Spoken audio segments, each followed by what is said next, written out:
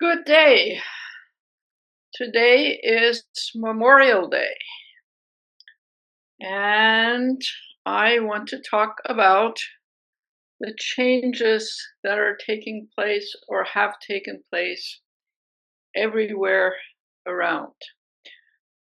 Uh, I'd also like to say that this is the last recording for this winter season, but because of the state of the world, I'm going to do one Ollie each month in the summer, June, July, and August, and then get back to two in September.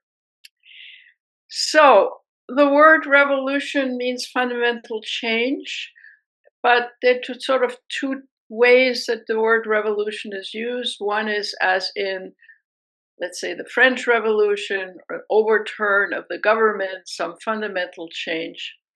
But revolution also can mean serious change that are not referring to a single event or a single government. And I want to argue this morning that we are really living in revolutionary times.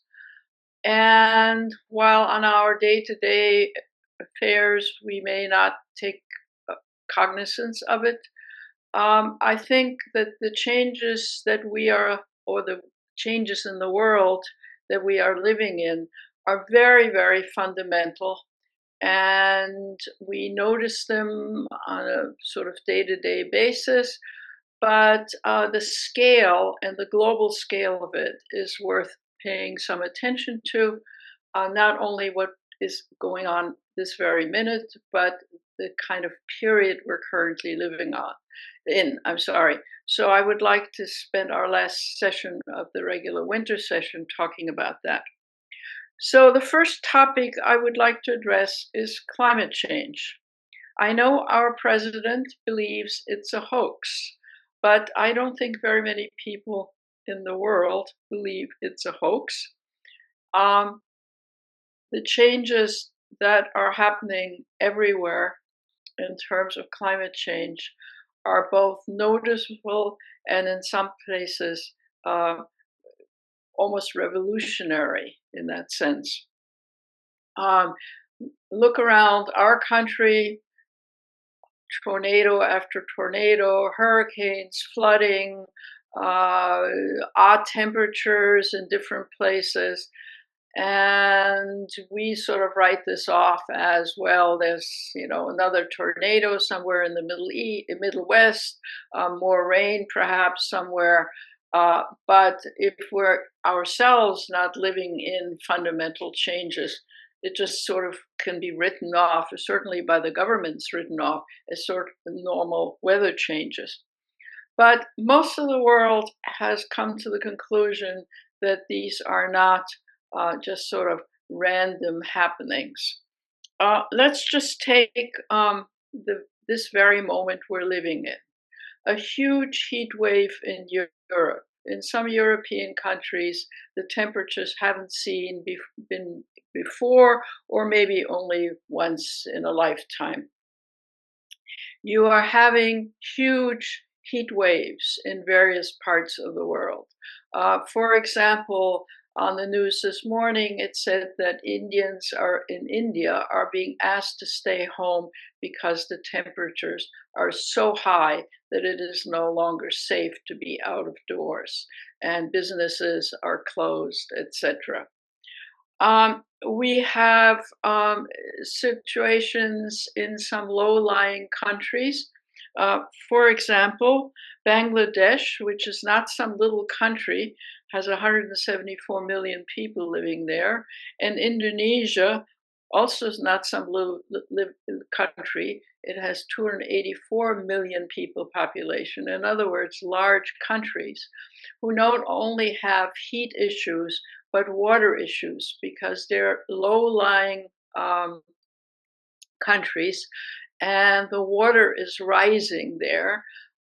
You can walk in the capital of Indonesia on certain days and water is spewing out of the drainages all over the urban environment.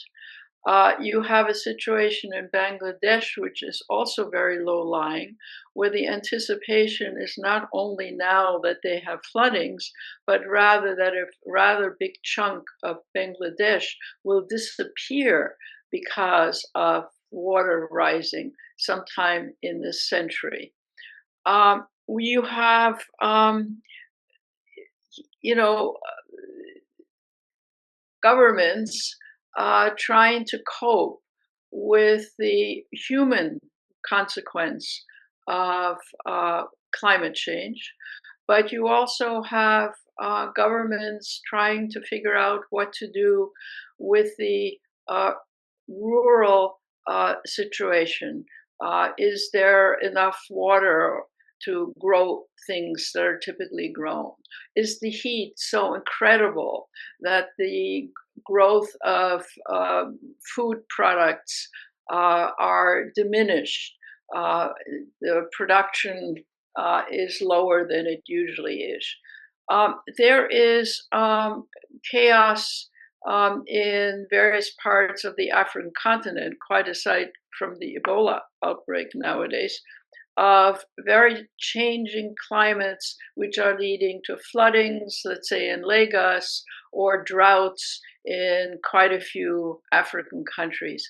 In other words, in many parts of the world, the seriousness of climate change and what to do about it is very high on the agenda. Now, there are, countries which are taking the matter far more seriously than the United States, even in terms of the urban environment. Uh, there are countries, for example, China, which are a major producer of solar energy, solar panels for all over the world.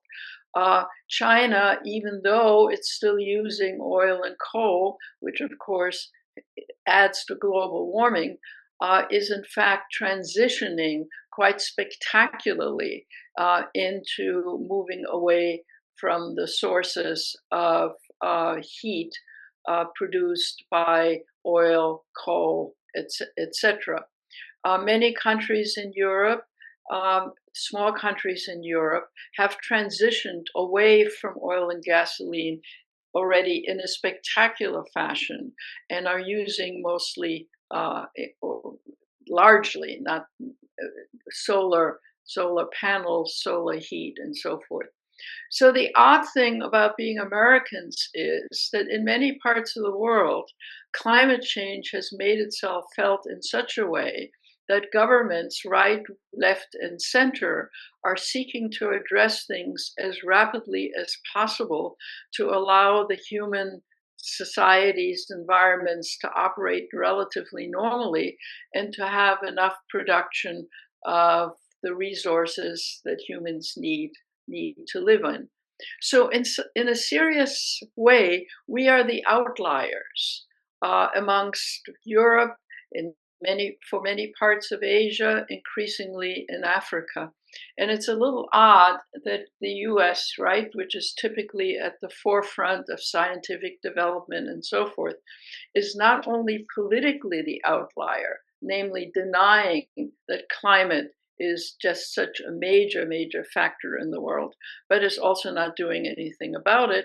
And if anything, is encouraging a skepticism on the part of many of our fellow citizens that yes, there may be more tornadoes, yes, there may be heat waves, yes, these things may be going on. Farmers are also increasingly no longer in denial, but some of them are also saying, well, this is temporary, when much of the world has concluded this is not just a temporary situation. It's a major international issue as we speak, and it will be in the next years, next decades, continue to be a major issue. And from the perspective of the United States, one can only hope that at some point the authorities, whichever government is governing us at the time, will recognize, number one, that we ourselves need to do something about climate change as a matter of national policy, and that we in the United States, rather than being an obstacle and calling climate change a hoax, ought to be contributing to the solution so that humanity can continue to have some reasonable life, and that countries will simply not be suffering, or in some instances even literally go away. I mean, there's an argument to be made that a chunk of Bangladesh will no longer exist in 25 years. There's an argument to be made, which is even more unsound, foundation, that some of the islands in the Pacific and elsewhere will simply disappear. They will simply be flooded. So oceans are changing, the air is changing, the landscapes are changing, humans' relationship to surviving in this changing universe is at the forefront of the decision making in many countries in the world. And it is a revolution in this century. That is to say, there have been other eras of this, that, and the other thing producing revolutionary change. But I think for the rest of this century, climate change will be at the forefront of revolutionary changes that everybody in the world has to address and has to get adjusted to. And I bet the style of life in many countries in the world, including in part in our countries, will change in this century because of the revolution that is taking place, not only in terms of climate change, but in terms of how people live, what resources they use or should use, can't use, shouldn't use, etc.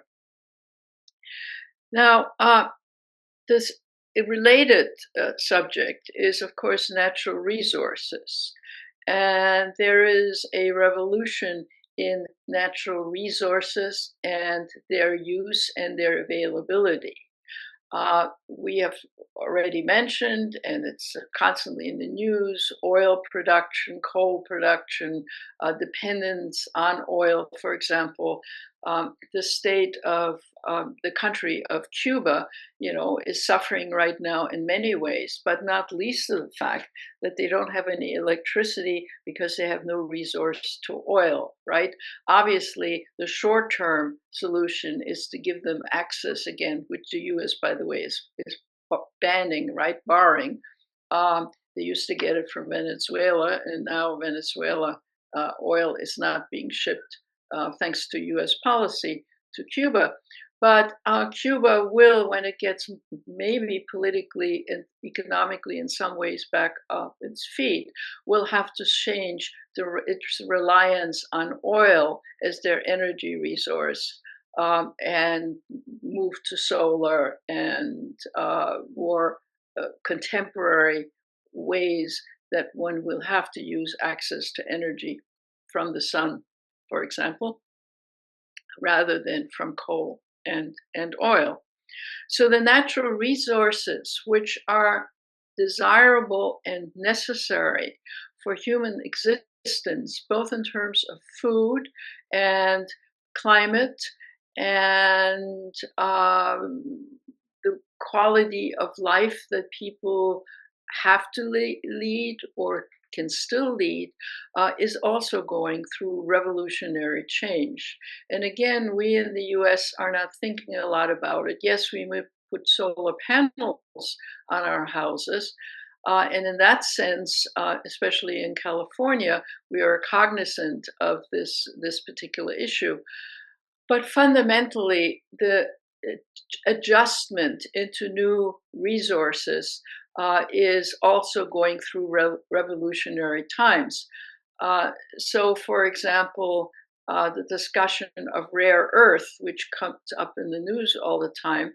Well, rare earth was not central to human existence in the last century, but rare earth and its relationship to modern industrial and contemporary life is very, very much central, right? So in that sense, the natural resource of rare earth is going through, if not revolutionary uh, mining, although there's some of that as well, but is also going through revolutionary importance as a resource, which some decades ago simply wasn't the case, and promises to continue to be the case for decades to come in this particular century. Um, then there is a revolution taking place in warfare. Uh, it is true that the Trump administration keeps talking about things like creating or developing more massive naval ships and so forth. But essentially, warfare has already gone through a massive revolution, namely that warfare now is taking place largely through drones. Uh, 10 years ago, we wouldn't be discussing this. But the use of drones as distinct from other modes of warfare, other technology, has gone through a revolution already, thanks in some part to the war in Ukraine, but also in general, the use of drones, whether it's in the Middle East right now, whether it's with respect to uh, conflicts in the Middle East, Ukraine, etc. And while countries like the United States and our current administration talks about, as I said, naval ships and other things, countries like Ukraine, for example, is now one of the world's largest producer of drones because it has moved into drone warfare. And it is not only using drones with its conflict with Russia, but it is in fact selling drones. There are Ukrainian produced drones now being used in the Middle East, for example.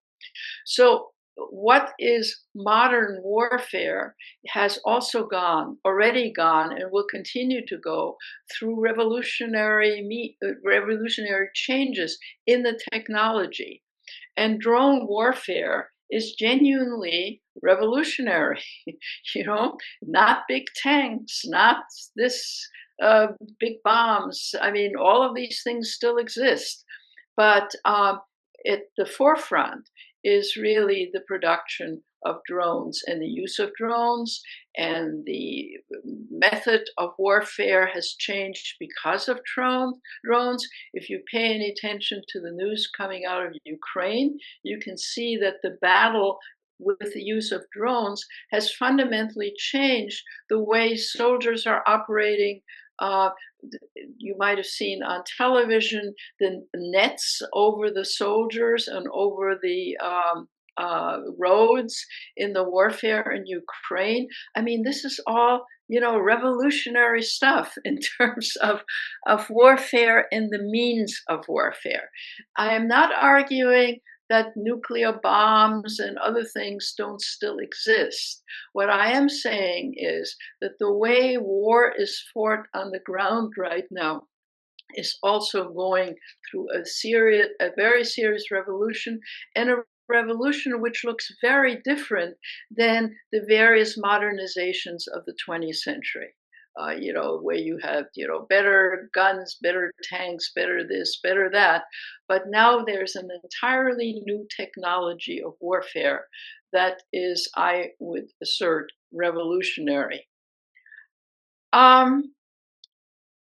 Then you could look at things like health, which has come to the forefront recently in terms of the new Ebola outbreak. There, I think, I don't know whether revolutionary is too strong a word, but both the Ebola outbreak now and other health outbreaks have indicated the globalization of diseases of certain kind, being carried through humans, through ships, through airplanes, and so forth. And what was, in some senses, revolutionary after the Second World War was the setting up of mechanisms to address these locally through centralized policies.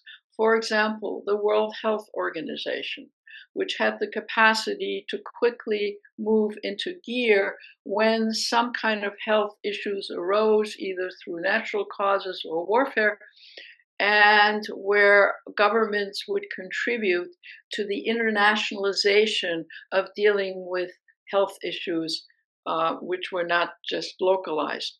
That was actually something that was functioning fairly well.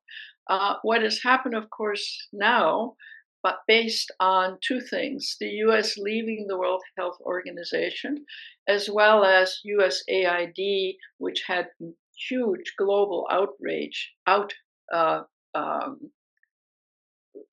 I can't find the right word, had global reach um, through teams, through funding, and so forth. And we really had a kind of globalized network to deal with health issues, which in some ways functioned to save hundreds, if not thousands, if not millions of lives. What is currently happening is, of course, that has unraveled because the US, which was the main funder and had reasons to be the main funder as a global power, has essentially pulled out. So that what is maybe revolutionary is the absence of the US in these matters. It is not as yet clear what exactly is going to take its place and how one could put Humpty Dumpty back together again to have um, uh,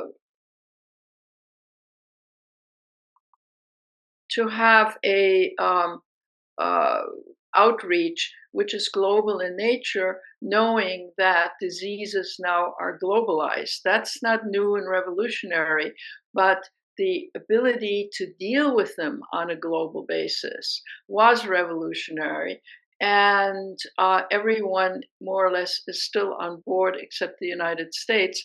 So let's just assume that the US power ha- has been reduced, the US influence has been reduced, but that this is not a permanent state of affairs, and that the current outbreak of Ebola in the Congo, Uganda, and who knows how far it's going to spread elsewhere, will resurrect the idea that the sort of revolutionary idea of global health will be sustained and, in some senses, strengthened when the United States comes to its senses and gets out of the way.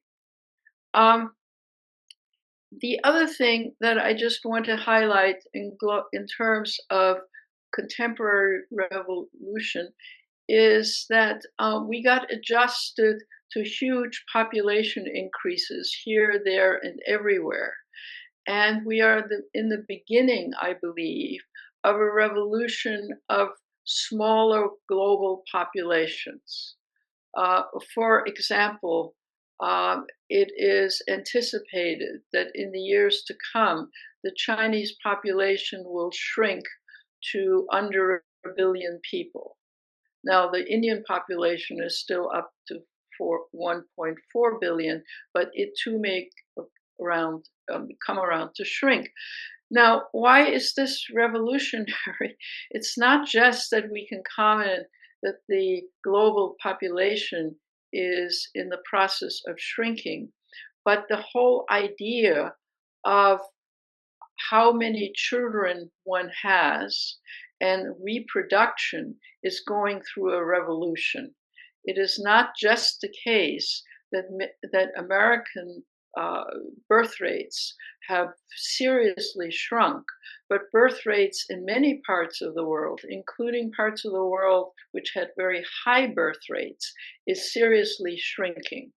And the serious shrinking of the birth rate, that is to say, people either don't have children or have one or two children rather than five or six, etc., that the change in birth rate, it will have serious and revolutionary demographic consequences that we also have not come to terms with, because it is not simply a matter of, okay, the population is shrinking everywhere, but rather that population movements across the world will have to increase rather than decrease to allow societies to operate. So, for example, when you're listening to the news about the Middle East right now, and you're hearing about the Gulf states and the United Arab Republic and so forth, you might get the impression that there are quite a few people living in these small countries. There are indeed quite a few people living in these small countries, but most of the people are not natives of those countries, and they're not even permanent immigrants. They're not permanent immigrant countries, but rather large pools of populations coming from elsewhere as workers. So in some of the states, you have very small indigenous population, and 80% of the population are from the Philippines and wherever else in the world, who are coming to allow the population to operate and the economies to operate. So that not all, and the same thing is true. Let's say, let me take Japan, right? Japan which is very homogeneous society and has never welcomed heterogeneity in its society, nevertheless has to import large numbers of people from countries where people are currently underemployed in order to operate its societies. Most of the health workers in Japan and in many other areas in Japan, again, come from the Philippines and from China and from other countries. So that the shrinking global population in many countries and in population shrinkage in many countries is leading to circumstances which are quote unquote revolutionary. That is to say, workforces will have to traipse around the world from countries which have work surpluses to countries that don't. And in many countries, one will see in the next decade or so labor shortages because they can't attract enough people from the outside to operate their economies. So we are in the process of revolutionary demographic changes as well. And what the consequences will be for the economy, for cultures, for warfare, for the use of natural resources, for climate change, and all of these other categories are still unknown. The population, the labor, the impact on the environment, the quality of life, the natural resources, climate change, all of these matters are, I assert to you, in a revolutionary cycle. The changes are not modest little changes here and there, but they are major changes which are part of a process of revolution with a speed and a global aspect that the world has never seen before. It's mind-boggling when you think about it. And most people don't have to think about it and don't want to think about it. I mean, we think of, here we live in Santa Cruz, to what extent are we impacted? Well, many of us, I think, are probably elderly, if not old or middle-aged. But think of our grandchildren. They will live in a very different world and will be impacted by all these revolutionary changes in ways that we can't begin to anticipate. Well, you will say to me, you're exaggerating. There have always been changes. Every generation lives differently and so forth. But I think if one looks at the larger scale of history over the century, the speed, velocity, and globalization of the changes that are taking place by human interference, for example, climate change, uh, human expectations, modernization, limited global resources, which have never been drawn upon at this scale and this level, are all producing changes which are not within the realm of normal generational changes. They are indeed revolutionary if looked upon from the outside. Now, let me just add by saying, on a day to day basis, we may not feel them. Prices may go up, gasoline may go up, a flood may be happening in, I don't know, Indonesia, Bangladesh, and in some islands. The anticipation is that this may be an unusual occurrence by the citizen. And I guess what I've been arguing is these are not one offs, accidental, periodic occurrences. Natural resources, the globe we're living in, the quality and nature of our lives it going through a revolution. And the changes that have already taken place, I am asserting this morning, are already revolutionary. Thank you very much. And I'll have one session in Bali in June. I hope you're having a good summer.